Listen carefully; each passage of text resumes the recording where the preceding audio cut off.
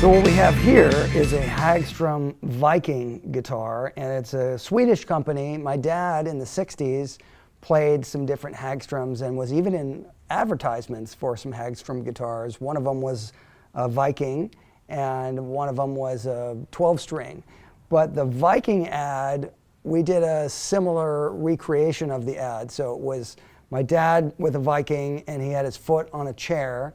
And then we found a similar chair, and I stood in the same position. This particular guitar I used on tour for a little while. Most of the time I played it on a song, a very lesser known song called Imaginary Diseases.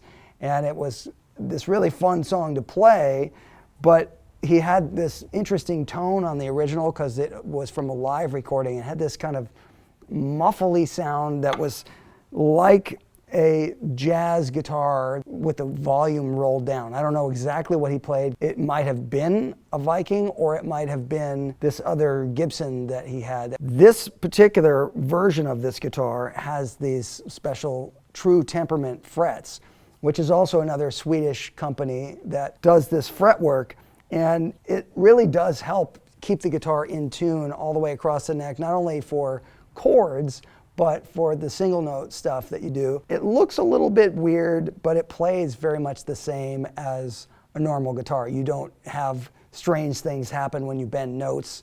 It's very smooth. The tuning from a regular D chord to a G chord is more in tune than a regular guitar. It helps create the difference that's needed to intonate. You know, that's why it squiggles, and you can see it mostly pushing towards the headstock. This guitar has these switches, make it have that muffly sound that I was talking about. You can do that. It's like being able to switch to a sound that already has the tone turned down. So it's not unlike having a wah pedal in the guitar with the different things you could do to get tones.